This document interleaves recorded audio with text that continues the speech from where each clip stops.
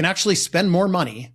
Your return on ad spend can come down. And at the same time, your net profit will go up. One of the first companies that came into Pentane was a $2 million e-commerce brand.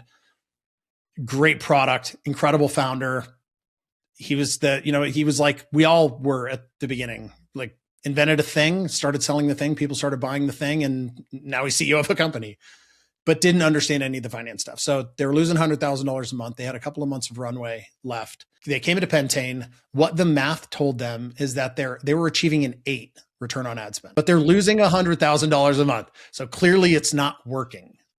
The problem is that their fixed expenses were really heavy for the business. They were at about 40% of the revenue that they earned was going directly to payroll. More complex that Pentane told them is that they needed to 3x their ad budget. They were not remotely spending enough ad budget to drive enough contribution profit to pay for their fixed expenses, even if they brought the fixed expenses down.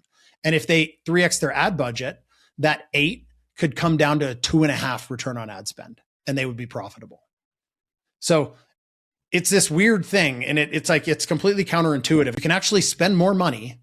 Your return on ad spend can come down, and at the same time, your net profit will go up. So over the course of 45 days, maybe 2 months, this was during the holidays, they tripled their ad budget, and on the 3rd month, they made $50,000.